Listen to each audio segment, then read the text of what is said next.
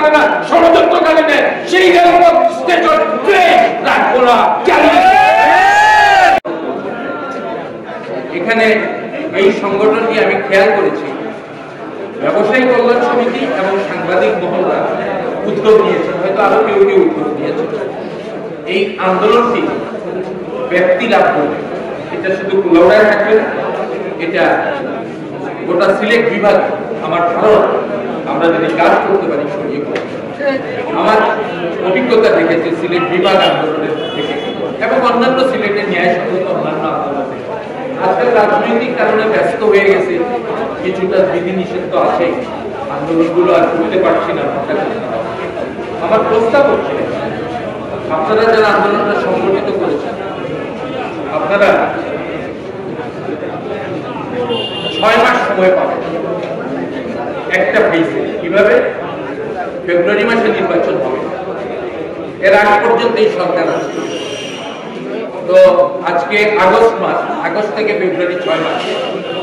আপনারা যদি আজকের অনুষ্ঠান করে বন্ধ করে দেন, আমাদেরকে ডাকলেন, আমরা এসে কথা বললাম, মানুষের সামনে দেখালাম আমাদের ভূমিকা আছে, আসলে ভূমিকা নেই কিন্তু দেখালাম ভূমিকা আছে, আমরা অনেক কিছু করব।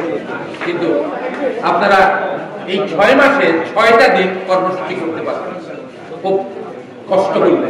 প্রতি ইংরেজি মাসে 1 তারিখ, প্রতি ইংরেজি মাসের 1 তারিখে আপনারা একটা কর্মসূচি করবেন।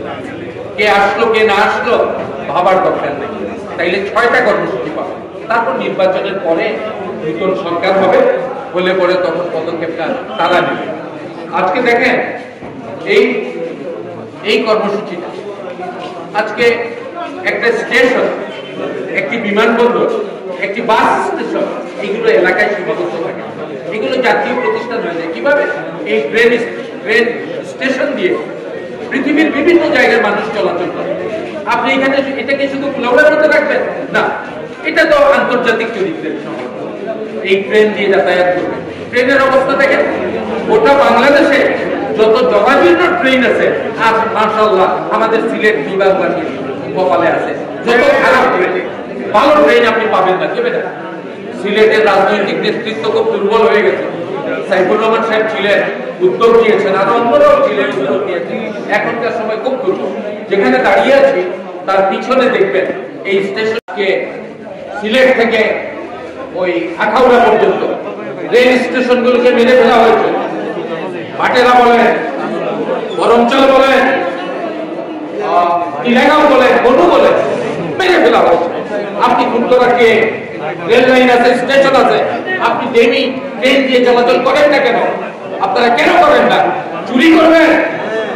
10 দিন আগে ট্রেন দিকে 5 মিনিটের মধ্যে চলে যায়, আপনি বন্ধ করতে পারেন না?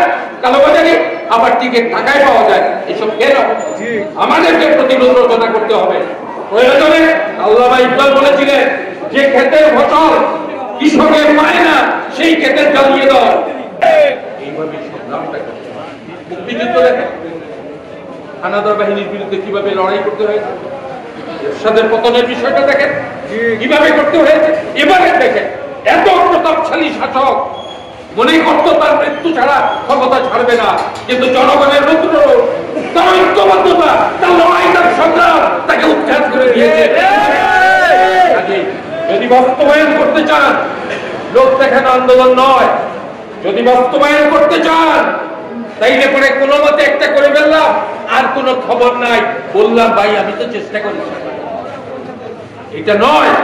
লেগে থাকেন, লেগে থাকার মধ্য দিয়ে এই রেল উন্নয়নের বিষয় মানে বাংলাদেশের উন্নয়ন, এই রেল উন্নয়নের মানে বাংলাদেশের বঞ্চিত মানুষের উন্নয়ন। টিকিট কেন পাওয়া যাবে না? কেন সিট থাকবে না?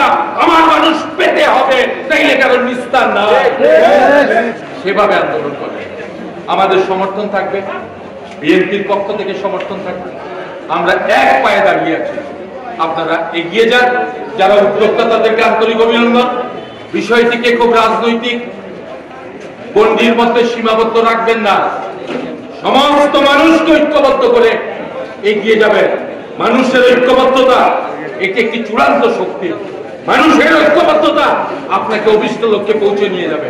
কাজে সেইভাবে আপনারা অগ্রসর হন, আমরা আপনাদের সাথে থাকবো। আপনাদের সকলকে ধন্যবাদ।